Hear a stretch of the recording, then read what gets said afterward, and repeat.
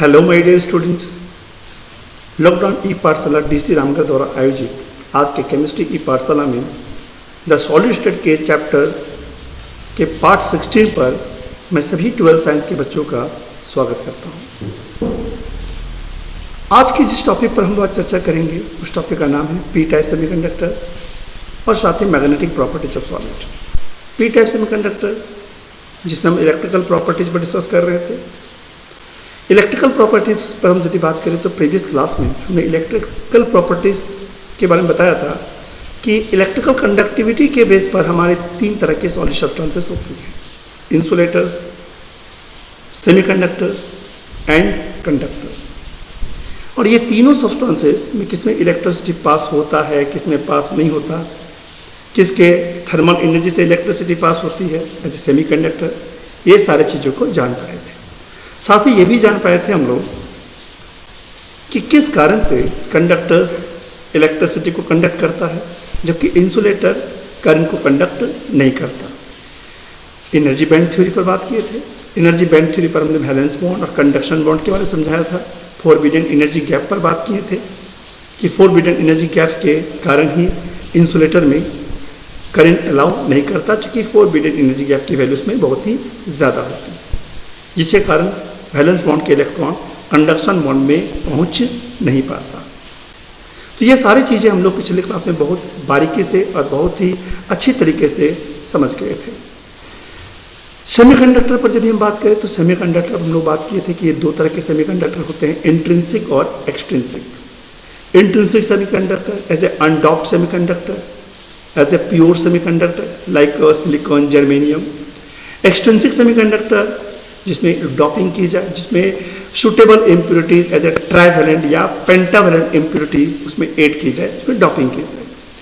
तो extrinsic semiconductor एक impure semiconductor है जिसमें सूटेबल इम्प्योरिटी हम ऐड करते हैं। इन सारी चीज़ों को हम प्रीवियस क्लास में आपको बहुत अच्छी तरीके से समझा दिए थे स्टूडेंट। ओके, तो चलिए आज की इस क्लास को हम लोग कंटिन्यू रखते हैं। और लास्ट टाइम में हमने एन टाइप के सेमीकंडक्टर पर बात किया था। एन टाइप सेमीकंडक्टर क्या है, और आज हम बात करेंगे पी टाइप सेमीकंडक्टर पर। तो पी टाइप सेमीकंडक्टर क्या है स्टूडेंट, ये जान लीजिए। पी टाइप सेमीकंडक्टर जब एक प्योर सेमीकंडक्टर में एज ए सिलिकॉन और जर्मेनियम में जब ग्रुप 14 एलिमेंट पर ग्रुप 13 एलिमेंट का डॉपिंग किया जाए। डॉपिंग क्या होता है आपको पता है? तो group 13 element like as a boron, aluminium. तो इसमें होता क्या स्टूडेंट कि बोरोन एल्यूमिनियम में 3 वैलेंस इलेक्ट्रॉन होते हैं, उसकी वैलेंसी 3 होती है। और जब आप उसमें 13 ग्रुप का एलिमेंट आप उस पर ऐड करोगे तो आपको पता है कि सिलिकॉन की वैलेंसी 4 होती है। इसके 4 वैलेंस इलेक्ट्रॉन जो है अदर्स 4 सिलिकॉन के साथ कोवैलेंट बॉन्डेड है। लेकिन यदि उसमें हम कोई इम्प्योरिटी यानी फॉरेन एटम में 13 ग्रुप का एलिमेंट्स में डॉपिंग करते हैं तो बताओ क्या होगा? उस लैटिस साइड पर हमारा 13 ग्रुप उसमें शिफ्ट होगा, लेकिन उसके 4 इलेक्ट्रॉन न होने के कारण 3 इलेक्ट्रॉन तो कोवैलेंट बॉन्ड कंप्लीट करेगा, मगर ये 4th बॉन्ड जो है इनकम्प्लीट होगा और यहाँ इलेक्ट्रॉन की वैकेंसी होगी, यानी कि होल क्रिएट होगा। क्या क्रिएट होगा स्टूडेंट? होल क्रिएट होगा। यानी इलेक्ट्रॉन डेफिशिएंट मतलब होल का क्रिएशन, और hole having positive charge behaviour, hole having positive charge behaviour. तो ये जो आप देख रहे हैं स्टूडेंट, जहाँ इलेक्ट्रॉन ऑक्यूपाइज नहीं किया है, जहाँ बॉन्डेड में आपका जो 4th इलेक्ट्रॉन है वो इनकम्प्लीट है, तो इस स्पेस को क्या कहते हैं? होल कहते हैं। होल हैविंग कौन सा charge? Positive charge behaviour. Okay student, अब रहा बात इसे पी टाइप सेमीकंडक्टर क्यों कहते हैं। पी टाइप सेमीकंडक्टर जैसे आपको याद होगा, एन टाइप सेमीकंडक्टर को एन टाइप क्यों कहते हैं? क्योंकि उसमें majority charge carrier free electrons होते हैं। लेकिन इसकी बात यदि हम करें तो ये इलेक्ट्रॉन तो सारे बॉन्डेड है ना, वैलेंस बॉन्ड में है, लेकिन ये जो आपका जो होल है वो पॉजिटिव चार्ज कैरियर है। तो इसका मतलब हुआ कि इसमें होल की जो मेजॉरिटी होगी वो ज़्यादा होगी। एक और बात ध्यान देना स्टूडेंट, जब यहाँ पे होल क्रिएट होगा तो उसके नेबरिंग एटम के जो इलेक्ट्रॉन्स है, जैसे ये इलेक्ट्रॉन है, ये इलेक्ट्रॉन यहाँ से उठ के यहाँ जाएगा और यहाँ शिफ्ट हो जाएगा। जब यहाँ शिफ्ट हो जाएगा तो यहाँ होल क्रिएट होगा, जैसे आप यहाँ देख पा रहे हैं, यहाँ होल बन गया और ये इलेक्ट्रॉन यहाँ जाके शिफ्ट हो गया। यही प्रोसेस हर लैटिसाइड के एटम के साथ हमें देखने को मिलता है। और इस तरह से क्या होता है स्टूडेंट? इलेक्ट्रॉन डिस्प्लेस होता है। इलेक्ट्रॉन इस वे में डिस्प्लेस हो रहा है और होल इस वे में डिस्प्लेस हो रहा है। पहले होल यहाँ था, जब ये इलेक्ट्रॉन यहाँ से डिस्प्लेस होकर यहाँ चला गया तो अब ये होल यहाँ बन गया। जब यहाँ का होल इस इलेक्ट्रॉन के द्वारा शिफ्ट हो गया तो होल यहाँ क्रिएट हो गया। फिर उसी तरह जब ये इलेक्ट्रॉन यहाँ शिफ्ट हो गया तो ये होल यहाँ बन गया। फिर उसी तरह से ये आपका इलेक्ट्रॉन यहाँ शिफ्ट हो गया तो यहाँ भी होल क्रिएट हुआ। तो इस तरह क्या हो रहा है स्टूडेंट, ये होल जो है इस वे में क्या हो रहा है, डिस्प्लेस कर रहा है, और इलेक्ट्रॉन इस वे में डिस्प्लेस हो रहा है, just opposite direction.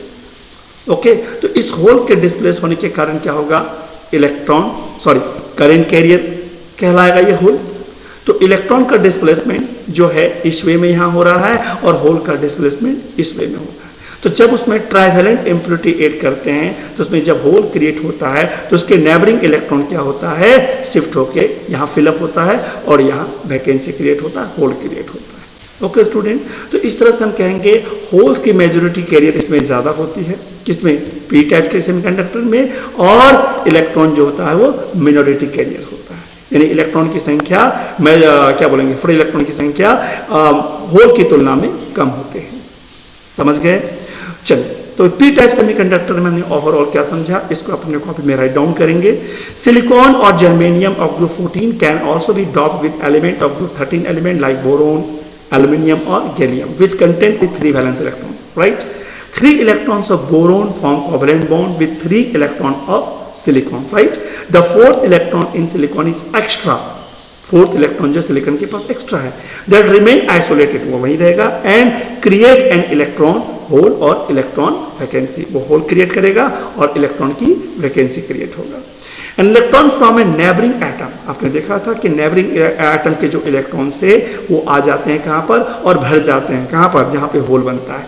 But leave an electron, लेकिन जहाँ से इलेक्ट्रॉन चला जाता है वहाँ तो होल छोड़ देता है ना, एट इट्स ओरिजिनल पोजिशन जहाँ से वो चला गया, resulting in displacement of the electron hole. इस कारण से हम कहेंगे कि आपका जो इलेक्ट्रॉन होल क्या करता है, एक जगह से दूसरे जगह में क्या होता है, डिस्प्लेस करता है। Okay student, opposite to the direction of electron that field, तो हमने देखा था इलेक्ट्रॉन फील्ड यदि ये ऊपर की ओर हो रहा है तो होल नीचे की ओर क्रिएट हो रहा है। ठीक है, तो इसीलिए हम कह रहे हैं कि जो डिस्प्लेसमेंट हो रहा है इलेक्ट्रॉन होल का वो अपोजिट डायरेक्शन में हो रहा है, किसके, इलेक्ट्रॉन की, वो इलेक्ट्रॉन जो फील्ड हो रहा है उसके होल में। तो ये था हमारा पी टाइप सेमीकंडक्टर। अब आपको ये बात समझ में आ गया होगा कि पी टाइप सेमीकंडक्टर को पी टाइप सेमीकंडक्टर क्यों कहते हैं, क्योंकि पी टाइप सेमीकंडक्टर में हमारा करंट कैरियर होल होता है और एन टाइप में करंट कैरियर फ्री इलेक्ट्रॉन्स होता है। तो इसे हम पी टाइप मतलब positive type semiconductor. Okay student, तो इसी के साथ हम एक्सट्रिंसिक सेमीकंडक्टर के दोनों टाइप ऑफ सेमीकंडक्टर समझ गए, एन टाइप सेमीकंडक्टर भी और पी टाइप सेमीकंडक्टर भी। जब आप फिजिक्स में पढ़ोगे सेमीकंडक्टर डिवाइसेस तो ये टॉपिक आपको दोबारा मिलेगा। ठीक है, तो चलिए आगे बढ़ते हैं। अब जिस सेमीकंडक्टर हम लोग पढ़ें, हम लोग इसका कहाँ इसका इस्तेमाल करते हैं, इसकी क्या क्या एप्लीकेशंस है। तो स्टूडेंट बता दूं कि एन टाइप और पी टाइप के जितने भी सेमीकंडक्टिंग सब्सटेंसेस है उसका यूज़ हम लोग ज़्यादातर इलेक्ट्रॉनिक सर्किट में करते हैं। किसमें, इलेक्ट्रॉनिक सर्किट में। N type and P type semiconductor find a great use in manufacture of electronic components. Electronic component में आप नाम सुने होंगे as a rectifier, diode. तो diode is a combination of, पढ़ेंगे फिजिक्स में आपको पढ़ना है डिटेल में, मैं आपको यहाँ वर्बली इसका एप्लीकेशन बता रहा हूँ, इस पर डिटेल में हम यहाँ नहीं जा सकते। तो diode is a combination of N type and P type semiconductor extensively used as a rectifier. Diode जिसको कहते हैं junction diode, PN junction diode, ये सारी चीज़ें आपको फिजिक्स में पढ़ना है। ऐसे डायोड को बनाने में हम बोलिए किसका यूज़ करते हैं, एन टाइप और पी टाइप का सेमीकंडक्टर। रेक्टिफायर बनाने में यूज़ करते हैं। रेक्टिफायर क्या होता है स्टूडेंट, रेक्टिफायर वो डिवाइस है जो एसी करंट को डीसी में कन्वर्ट कर दे। एसी मतलब अल्टरनेटिंग करंट, डीसी मतलब डायरेक्ट करंट। एसी को डीसी में कन्वर्ट करने के लिए रेक्टिफायर यूज़ किया जाता है। और रेक्टिफायर किस इलेक्ट्रॉनिक कंपोनेंट से बने होते हैं, एन टाइप और P type semiconductor. Okay, physics में आप इसको पढ़ेंगे बहुत डिटेल में, उसका कंस्ट्रक्शन, उसका वर्किंग, उसका थ्योरी टोटली डिटेल में आपको उसमें मिल जाएगा। ओके स्टूडेंट, ट्रांजिस्टर वो डिवाइस जो सिग्नल को एम्पलीफाई करता है, लो वोल्टेज को हाई वोल्टेज करता है या हाई वोल्टेज को लो करता है। Transistor are manufactured by keeping a layer of one type of semiconductor between two layers of another type of semiconductor. थोड़ा मैं बता दूं, ट्रांजिस्टर वो एक डिवाइस है, वो एक इलेक्ट्रॉनिक कंपोनेंट एलिमेंट है जिसमें दो तरह के सेमीकंडक्टर होते हैं, जिसमें दो टाइप का semiconductor other type of semiconductor से क्या होता है, सराउंडेड होता है। जैसे आप देख रहे हैं 2 एन टाइप है और ये पी टाइप से क्या है, सराउंडेड है। दिस इज द ट्रांजिस्टर, इसको कहते हैं लोग एनपीएन ट्रांजिस्टर, इसको क्या बोलेंगे हम लोग, पीएनपी ट्रांजिस्टर। इसका फंक्शन, इसका वर्किंग, इसका कैरेक्टरिस्टिक, ये सारा चीज़ आपको फिजिक्स में पढ़ना है। तो ओवरऑल आप यहाँ बोल सकते हो कि हम एनपीएन ट्रांजिस्टर का, एन और पी टाइप का सेमीकंडक्टर का हम लोग यूज ट्रांजिस्टर बनाने में भी, मैन्युफैक्चरिंग करने में भी यूज करते हैं। कैसे, keeping a layer of one type of semiconductor between 2 layer of another type of semiconductor. तो ट्रांजिस्टर का बनाने में भी हम एन टाइप और पी टाइप सेमीकंडक्टर का यूज करते हैं। इसके अलावा एनपीएन और PNP type of transistor are use to detect और एम्पलीफाई रेडियो और ऑडियो सिग्नल। रेडियो और ऑडियो सिग्नल को एम्पलीफाई करने में, डिटेक्ट करने में भी हम इस तरह के ट्रांजिस्टर का इस्तेमाल करते हैं। The solar cell is an efficient photodiode used for conversion of light energy into electrical energy। आपको पता होगा कि सोलर सिस्टम, जैसे हमारे घर में सोलर सिस्टम लगा रहता है, जैसे आपके स्कूल में भी सोलर प्लेट लगा रहता है, जिससे आप क्या पानी की टंकी में पानी फिल होता है ना। तो सोलर सेल क्या करता है स्टूडेंट, देखिए ये सोलर प्लेट है जहाँ सनलाइट इसमें पास होता है, सनलाइट इसमें बम्बार्ड होता है, हिट होता है और हिट होने से करंट, इलेक्ट्रिसिटी पैदा होता है। यानी यहाँ क्या हो रहा है, लाइट एनर्जी जो है कन्वर्ट हो रहा है इलेक्ट्रिक एनर्जी में। तो इस लाइट एनर्जी को इलेक्ट्रिकल एनर्जी में कन्वर्ट कौन कर रहा है, ये फोटोडायोड। एक्चुअली में फोटोडायोड यदि का मैन्युफैक्चरिंग देखें तो ये पीएन जंक्शन, पी और एन टाइप का सेमीकंडक्टर से ये बॉन्डेड है। तो ये जो आपका जो फोटोडायोड है ये एन टाइप और पी टाइप के सेमीकंडक्टर से बने होते हैं। तो फोटोडायोड का भी हम लोग मैन्युफैक्चरिंग किससे करते हैं, सोलर सेल का। फोटोडायोड में किसका यूज किया जाता है, बोलिए एन टाइप और पी टाइप के सेमीकंडक्टर का, जिसका इस्तेमाल हम लोग लाइट एनर्जी को कन्वर्ट करने में यूज करते हैं, क्या चीज में, मैग्नेटिक एनर्जी में। तो इस तरह से इसके और भी ढेरों सारे एप्लीकेशंस हैं, किसके, एन टाइप और पी टाइप के सेमीकंडक्टर्स का। तो चलिए इस वीडियो को पॉज करते हुए सारे एप्लीकेशंस को 1 बाय 1 आप लिख लेंगे। चलिए आगे बढ़ते हैं। तो अभी हम लोग जिस टॉपिक पर बात किए वो था इलेक्ट्रिकल प्रॉपर्टीज, अब हम बात करते हैं मैग्नेटिक प्रॉपर्टीज। स्टूडेंट, जैसे अभी हमने इलेक्ट्रिकल कंडक्टिविटी के आधार पर देखा, सब्सटेंसेस 3 तरह के होते हैं, कंडक्टर्स, सेमीकंडक्टर्स और इंसुलेटर। वो इलेक्ट्रिकल कंडक्टिविटी के बिहेवियर के बारे में बात की। लेकिन मैग्नेटिक प्रॉपर्टीज में हम बात करेंगे, सॉलिड शब्दों को फिर से हम क्लासीफाई करने जा रहे हैं, किस आधार पर, मैग्नेटिक बिहेवियर के आधार पर। मैग्नेटिक बिहेवियर समझते हैं। मैग्नेटिक बिहेवियर का मतलब ये हुआ, कुछ ऐसे सॉलिड सब्सटेंसेस जब आप उसे मैग्नेटिक फील्ड में रख दो, मैग्नेटिक फील्ड मतलब जैसे ये चुंबक है, ये मैग्नेट है, तो मैग्नेट के अराउंड में क्या है, इसके चारों तरफ क्या है, मैग्नेटिक फील्ड है, जो कि इसके सामने कोई भी मैग्नेटिक मटेरियल को रखते हो तो उसको या तो अट्रैक्ट कर देगा या तो फिर उसको रिपल कर देगा। तो इस तरह से अट्रैक्शन और repulsion, strong attraction, weak repulsion, इन सारे बिहेवियर के आधार पर जितनी भी हमारे चारों तरफ के सॉलिड सब्सटेंसेस होते हैं उसको भी तो कैटेगराइज किया गया है। तो इसी को हम लोग कहेंगे मैग्नेटिक प्रॉपर्टीज। यहाँ हम लोग जान पाएंगे कि कैसे, किस तरह के मैग्नेटिक बिहेवियर होते हैं सारे सॉलिड सब्सटेंसेस को, और उस मैग्नेटिक बिहेवियर के आधार पर सॉलिड सब्सटेंस को किस तरह से कैटेगराइज किया गया है। सोडियम, आयरन, जितने भी आपके सॉलिड सब्सटेंस है उसको कैटेगराइज किस तरीके से किया गया है, ये हम लोग इस टॉपिक पे जान पाएंगे। स्टूडेंट, आपको पता होना चाहिए कि जितने भी सॉलिड सब्सटेंस है एटम से बना होता है, कई सारे उसमें एटम्स होते हैं और एटम में होते हैं इलेक्ट्रॉन्स। एटम के अंदर क्या होते हैं, इलेक्ट्रॉन्स। आप ये जान लो स्टूडेंट कि कोई भी एटम के अंदर जो इलेक्ट्रॉन है वही इलेक्ट्रॉन उसका एक टीनी मैग्नेट का बिहेवियर शो करता है। कौन सा मैग्नेट, टीनी मैग्नेट का बिहेवियर शो करता है उसके मौजूद नंबर ऑफ इलेक्ट्रॉन्स।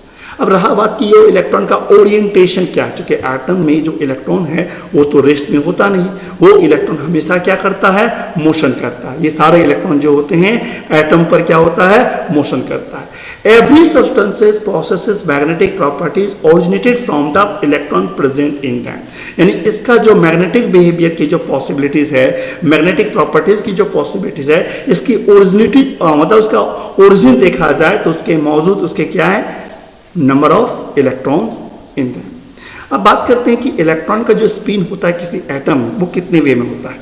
तो हम यहाँ पर 2 तरह का मोशन पाएंगे, एक स्पिन एंगुलर मोशन और एक ऑर्बिटल एंगुलर मोशन। एटम में जो इलेक्ट्रॉन्स होते हैं उसका मोशन 2 तरीके से होता है, एक स्पिन एंगुलर मोशन और एक orbital angular motion. Spin angular motion मतलब जब वो एक्सिस पर ओरिएंट करे, जब वो अपने एक्सिस पर ओरिएंट करे, जैसे अर्थ अपने एक्सिस पर रोटेट भी करता है और सन के चारों तरफ भी रोटेट करता है, तो सन के चारों तरफ रोटेट एक ऑर्बिट पे रोटेट करता है, तो उस ऑर्बिट के रोटेशन को क्या कहेंगे? Orbital angular motion. और जब अपने एक्सिस पर रोटेट करे तो उसको कहेंगे स्पिन एंगुलर मोशन। तो ठीक एक अर्थ की तरह हमारे इलेक्ट्रॉन भी जो होता है वो दो तरीके से मोशन करता है, उसकी दो तरह के एंगुलर मोशन होती है, एक स्पिन एंगुलर मोशन और एक ऑर्बिटल एंगुलर मोशन। ऑर्बिटल मतलब ये हमारा न्यूक्लियस है और इस न्यूक्लियस के चारों तरफ इलेक्ट्रॉन क्या कर रहा है? एक सर्टेन ऑर्बिट पर बोलिए रोटेट कर रहा है। तो इस रोटेशन से दो तरह का मोशन हमने कहा, और इस रोटेशन के कारण उस एटम के इलेक्ट्रॉन में मैग्नेटिक मोमेंट का करैक्टर आता है, उस एटम में मैग्नेटिक मोमेंट की करैक्टरिस्टिक आती है। अब ये मैग्नेटिक मोमेंट क्या है?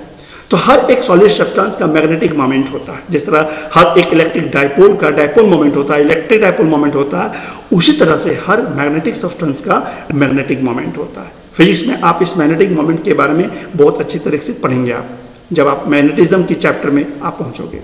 तो मैग्नेटिक मोमेंट हर एक सॉलिड सब्सटेंस की होती है, किसी की कम होती है, किसी की ज़्यादा होती है। और ये मैग्नेटिक मोमेंट जो होता है दो तरीके से क्या होता है? एग्जर्ट होता है, एक स्पिन एंगुलर मोशन के कारण और एक ऑर्बिटल एंगुलर मोशन के कारण। अब इस बात को जान लीजिए कि इसकी जो यूनिट होती है उसको एम्पियर मीटर स्क्वायर कहते हैं। मैग्नेटिक मोमेंट का यूनिट क्या होता है? Ampere metre square. लेकिन एटम के डायपोल को, एटम के मैग्नेट के डायपोल को हम जिस यूनिट से एक्सप्रेस करते हैं उस यूनिट का, उस इकाई का नाम है बोर मैग्नेटन। क्या नाम है? Bore magneton. और आपको पता होना चाहिए कि 1 बोर मैग्नेटन की वैल्यू होती है 9.27 × 10⁻24 एम्पियर मीटर स्क्वायर, जिसकी वैल्यू बहुत ही कम है। तो मैग्नेटिक मोमेंट की वैल्यू काफी कम होती है, और इसी मैग्नेटिक मोमेंट के आधार पर, इसी मैग्नेटिक मोमेंट के कारण हमारा हर एक एटम एक मैग्नेटिक बिहेवियर को शो करता है। ठीक है, किसी की मैग्नेटिक मोमेंट ज्यादा होती है और किसी की मैग्नेटिक मोमेंट कम होती है।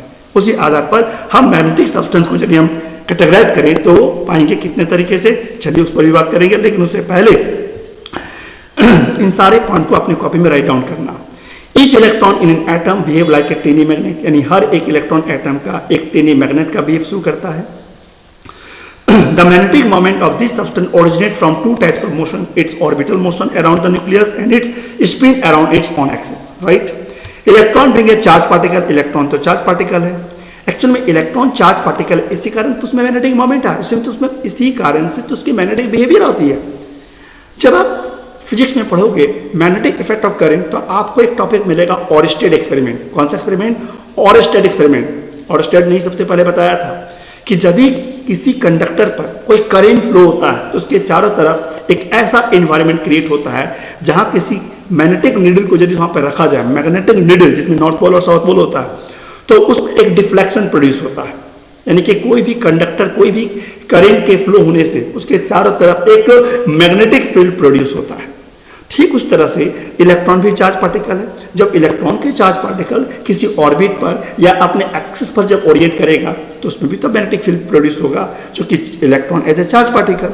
तो electron being a charge particle undergoes this motion and can be considered as small loop. इसे स्मॉल लूप माना जाए, current carrying loop, current possessing and magnetic moment. इसी कारण से इलेक्ट्रॉन के इस मोशन के कारण उसमें मैग्नेटिक मोमेंट पॉसिबल है।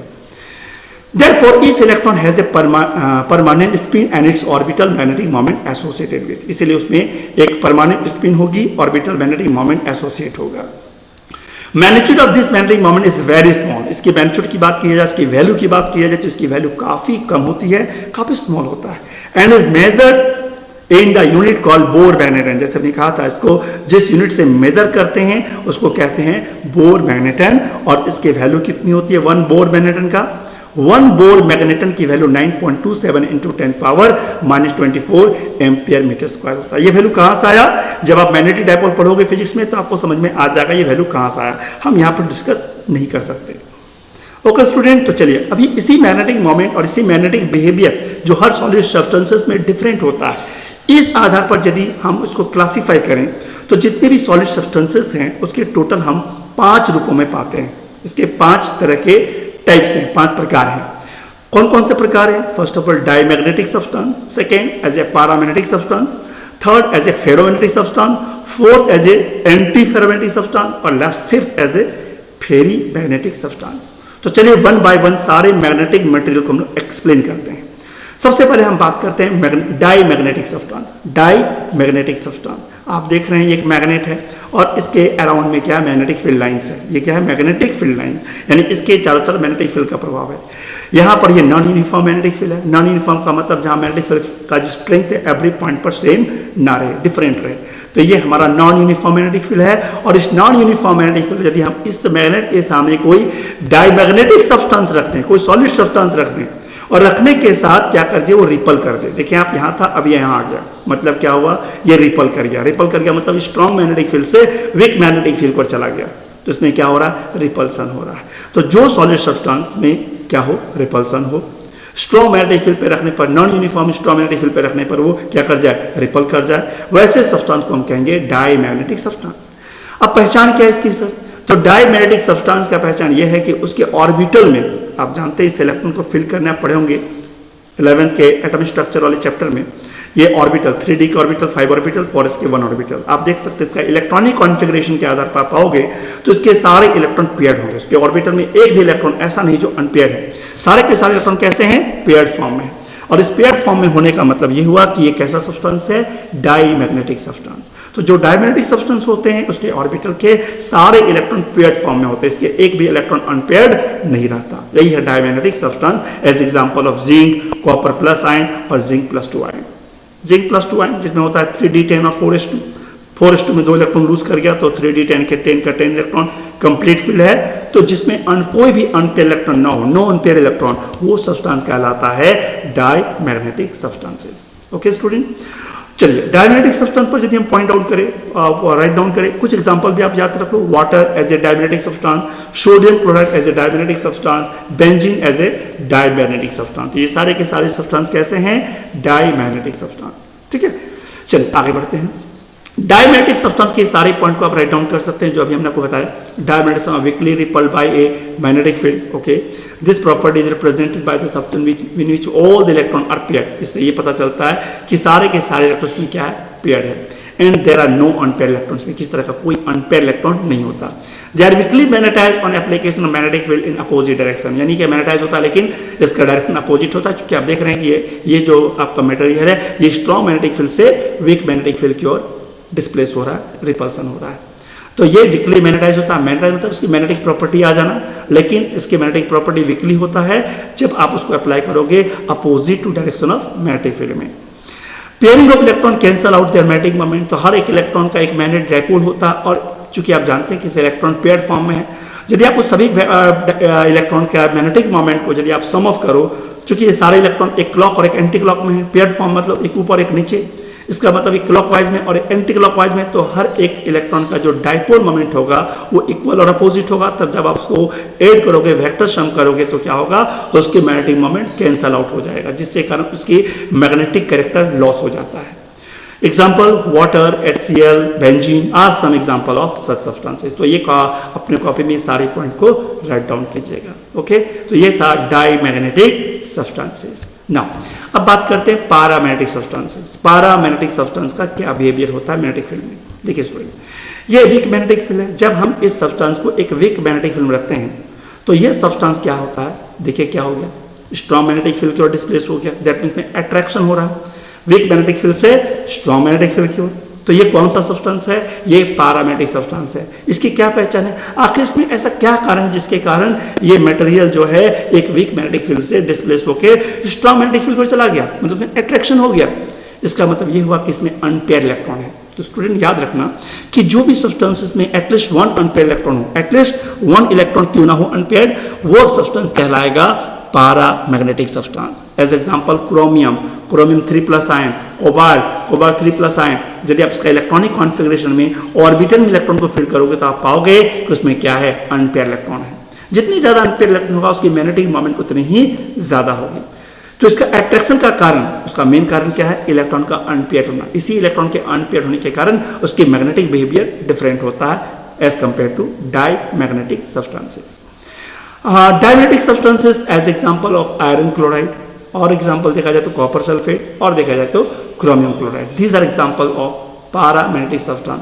आयरन 3+, कॉपर 2+ और क्रोमियम 3+। इन सभी का इलेक्ट्रॉनिक कॉन्फ़िगरेशन पे आप ऑर्बिटल में इलेक्ट्रॉन को फिल करोगे तो आप पाओगे कि सभी ऑर्बिटल में अनपेयर इलेक्ट्रॉन्स हैं, और अनपेयर इलेक्ट्रॉन का पहचान paramagnetic substances.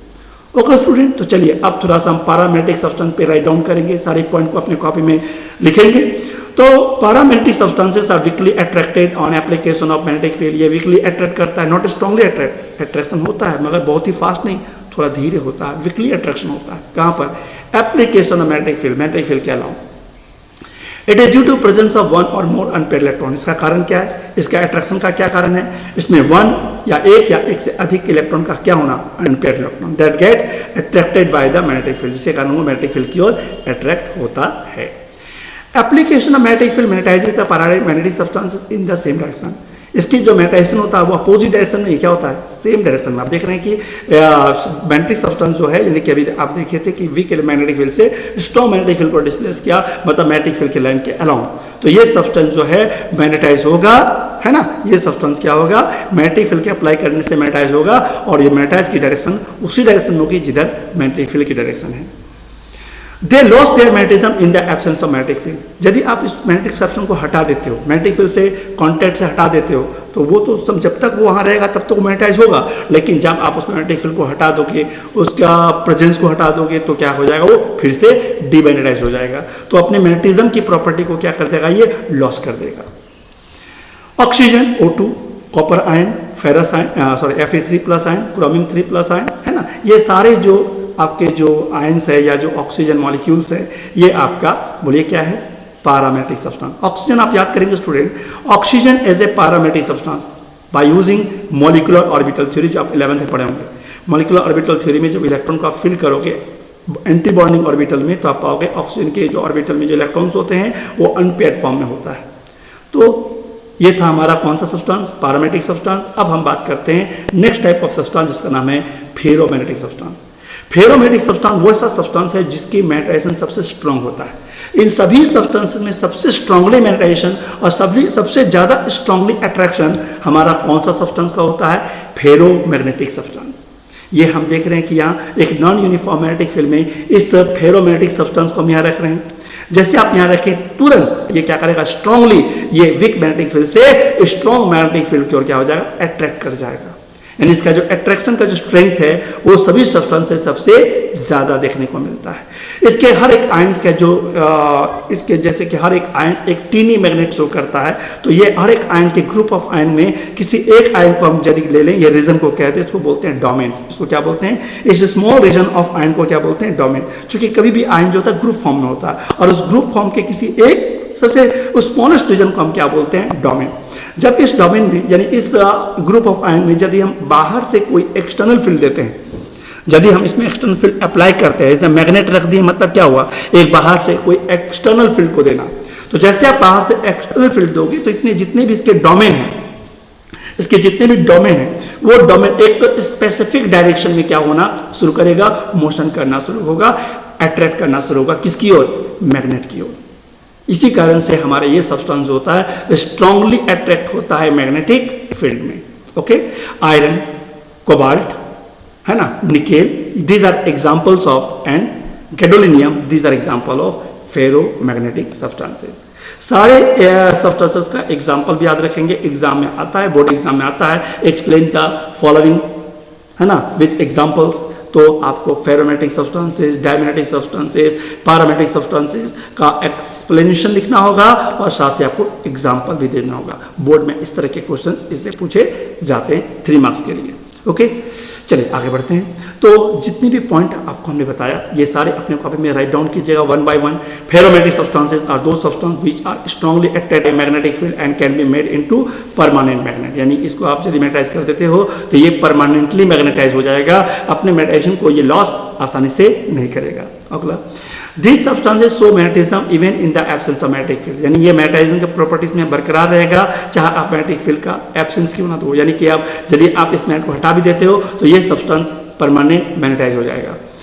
The large magnetism in the substance is due to the spontaneous alignment of magnetic moment. इसमें सारे इलेक्ट्रॉन अनपेयर्ड फॉर्म में होता है in the same direction में, इसलिए इसकी मैग्नेटाइजेशन सबसे अधिक होती है। Example iron, cobalt, nickel and gadolinium. These are examples of ferromagnetic substances. ये स्ट्रांगली अट्रैक्ट होता है, ये याद रखेंगे मैग्नेटिक फील्ड पर, and can be made into permanent magnet, यानी इस तरह के सब्सटेंस को आप परमानेंट मैग्नेट बना सकते हैं। परमानेंट मैग्नेट जैसे आप आगे जाके पढ़ोगे फिजिक्स में मूविंग कॉइल गैल्वेनोमीटर, साइक्लोट्रॉन, उसमें यूज किया जाता है क्या, परमानेंट मैग्नेट। और परमानेंट मैग्नेट का हम लोग यूज बनाने के लिए कौन सा सब्सटेंस का इस्तेमाल करते हैं, फेरोमैग्नेटिक सब्सटेंस जैसे आयरन, कोबाल्ट, निकल और गैडोलिन। ओके, नाउ अब बात करते हैं student anti ferromagnetic substances. Anti ferromagnetic substances वैसे सब्सटेंसेस होते हैं स्टूडेंट जिसके इलेक्ट्रॉन्स जो होते हैं, जो अनपेड होते हैं, वो पेड हो जाते हैं। मतलब ये इलेक्ट्रॉन का जो ओरिएंटेशन होता है वो इक्वली होता है, जितने इलेक्ट्रॉन आपके क्लॉकवाइज में उतना इलेक्ट्रॉन एंटी क्लॉकवाइज में ओरिएंट होता है। तो इस कारण से इसके मैग्नेटिक मोमेंट क्या हो जाएगा, कैंसल आउट हो जाएगा, इसकी मैग्नेटिक मोमेंट क्या हो जाएगा, जीरो हो जाएगा, जैसे मैग्नीज डाइऑक्साइड। तो इसके बारे में आप लिखेंगे कि एंटी फेरोमैग्नेटिक सब्सटेंसेस आर दो substances with which equal number of magnetic moment. Equal number of magnetic moment क्यों, चूंकि इसका इलेक्ट्रॉन का जो ओरिएंटेशन है ना, वो सेम, मतलब जितने इलेक्ट्रॉन ओरिएंट क्लॉकवाइज में होगा उतना इलेक्ट्रॉन बोलिए एंटी क्लॉकवाइज में होगा। इसीलिए इसका जो क्या बोलते हैं मैग्नेटिक मोमेंट जो होगा वो इक्वल होगा और अपोजिट होगा। इस कारण से इसके मैग्नेटिक मोमेंट क्या हो जाएगा, नेट मैग्नेटिक मोमेंट जीरो हो जाएगा। मैग्नीज ऑक्साइड में MnO, MnO2 और Mn2O3, these are examples of anti ferromagnetic substances. तो इसके बारे में अपनी कॉपी में आप ये राइट डाउन कर लीजिए। ओके, नाउ अगला हमारा सब्सटेंस है फेरीमैग्नेटिक सब्सटेंसेस। फेरीमैग्नेटिक सब्सटेंसेस में जो इलेक्ट्रॉन का जो ओरिएंटेशन होता है कुछ इस तरह से, अनइक्वल नंबर ऑफ इलेक्ट्रॉन का ओरिएंटेशन, मतलब उसके इलेक्ट्रॉन का जो ओरिएंटेशन की जो डायरेक्शन है वो अनइक्वल नंबर में। यदि आपका दो देखिए यहाँ पर 1 2 3 4 इलेक्ट्रॉन का ओरिएंट इस वे में है, लेकिन ये 2 इलेक्ट्रॉन का ओरिएंट इस डायरेक्शन में है, बात समझ रहे हैं। तो इस कारण से इसके मैग्नेटिक मोमेंट तो कैंसिल नहीं होगा, कुछ ना कुछ वैल्यू होगा, लेकिन फेरोमैग्नेटिक सब्सटेंस की तुलना में इसके मैग्नेटिक मोमेंट क्या होगा, कम होगा। तो क्या इसके बारे में लिखेंगे, एग्जांपल में थोड़ा जान लीजिए। Fe3O4, Mgfe2O4 ऐसे फेराइट है ना, और ये ZnFe2O4, this are example of Pheri magnetic substances. तो अपने कॉपी में राइट डाउन कीजिएगा इस सब्सटेंस के लिए, ferrimagnetism is observe when the magnetic moment of the domain in the substances are aligned in parallel and anti parallel direction in, बोलिए क्या, unequal number. जैसे आप देख रहे हैं कि इलेक्ट्रॉन का जो पैरेलल है और जो एंटी पैरेलल है वो बिल्कुल अनइक्वल नंबर में। तो जब आपका मैग्नेटिक मोमेंट यानी डोमेन यानी इलेक्ट्रॉन का जो अनपेयर्ड इलेक्ट्रॉन जो है यदि उसका domain unequal number of parallel और अनपैरेलल में हो तो हम उसको कहेंगे कैसा सब्सटेंस है, फेरी मैग्नेटिक सब्सटेंसेस है। ओके, एग्जांपल में आप याद रखेंगे, they are weakly attracted by magnetic field. Magnetic field तो अट्रैक्शन होगा क्योंकि उसमें अनपेयर्ड इलेक्ट्रॉन है, लेकिन फेरोमैग्नेटिक सब्सटेंस की तुलना में उसका अट्रैक्शन थोड़ा कम होगा। तो they are weakly attracted by magnetic field as compare to ferromagnetic substances. Strongly attraction या वीकली अट्रैक्शन इस बात पर निर्भर करता है उसके मैग्नेटिक मोमेंट की वैल्यू कितनी है। जितनी ज्यादा मैग्नेटिक मोमेंट की वैल्यू ज्यादा होगी उतनी ही उसका अट्रैक्शन उस मैग्नेटिक फील्ड पर ज्यादा होगा। ओके, चलिए एग्जाम्पल भी याद रखेंगे। Fe3O4 as a magnetite, ferrite में जैसे Mgfe2O4 या ZnFe2O4, these are example of Pheri magnetic substances. तो इसी के साथ एक और point, these substances are lose ferrimagnetic on heating, बिल्कुल सही। जब ऐसे सब्सटेंस को आप हीट करोगे, गर्म करोगे, तो इसकी मैग्नेटिज्म की प्रॉपर्टी लूज कर जाएगा, मतलब वो फेरीमैग्नेटिज्म से क्या हो जाएगा, पारामैग्नेटिक हो जाएगा। मतलब एक फेरीमैग्नेटिज्म सब्सटेंस को हिट करके क्या कर सकते हैं आप, पारामैग्नेटिक सब्सटेंस में कन्वर्ट कर सकते हैं। तो दिस सब्सटेंसेस आल्सो लॉस क्या, फेरीमैग्नेटिज्म ऑन हीटिंग एंड बिकम्स पारामैग्नेटिक। समझ गए अब क्यों ऐसा होता है, इस चीज को डिस्क्राइब हम लोग फिजिक्स में बहुत अच्छा से आप करोगे, पढ़ोगे तो आपको मिलेगा। ये टॉपिक आपको फिजिक्स में भी पढ़ना है, मैग्नेटिक मटेरियल वाले चैप्टर में, मैग्नेटिज्म वाले हीट में। ओके, इसलिए घबराने की जरूरत नहीं है। तो ओवरऑल सारे सब्सटेंसेस को हमने एक एक करके डिस्क्राइब कर दिया। उम्मीद है आपको सारा कॉन्सेप्ट, सारा मैग्नेटिक सब्सटेंस को एक दूसरे पे डिफरेंशिएट, एक दूसरे को कैटेगराइज इजिली कर पाएंगे। ओके स्टूडेंट, इस उम्मीद के साथ आज का ये चैप्टर जो द सॉलिड स्टेट है वो पूरी तरह से कंप्लीट हो गया। 16 पार्ट के साथ, सॉलिड स्टेट के इस 16वां भाग के साथ हमारा ये चैप्टर आज कंप्लीट हो गया। तो फिर हम अगले सेशन में क्या करने वाले हैं, तो अगले पार्ट में हम अगला नेक्स्ट चैप्टर स्टडी करेंगे। अगले क्लास में हम लोग इस चैप्टर को थोड़ा हम एनालाइज करेंगे, थोड़ा रिवाइज करेंगे कि इस चैप्टर में हमने क्या लर्न किया, क्या सीखा। इसका एनालिसिस होना चाहिए ना, इतने दिनों तक हम लोग इस चैप्टर को पढ़े तो हम लोग को ये पता होना चाहिए कि इस चैप्टर में हमने क्या सीखा। तो अगले क्लास में हम थोड़ा शॉर्ट वे में कंप्लीट रिवीजन करने वाले हैं इस सॉलिड स्टेट का। और साथ ही कुछ क्वेश्चन भी डिस्प्ले करेंगे पूरे टॉपिक का जो आपको बनाना है ये जानने के लिए कि हमारे चैप्टर का कॉन्सेप्ट कैसा है। तो रिवीजन के साथ हम अगले क्लास में आपको कुछ क्वेश्चन डिस्प्ले करेंगे जो सारे टॉपिक्स पर रहेंगे और उन सारे क्वेश्चंस को आपको सॉल्व करना है। ठीक है, चलिए तो आज इतना ही। थैंक यू सभी को, है ना। Stay home, save life.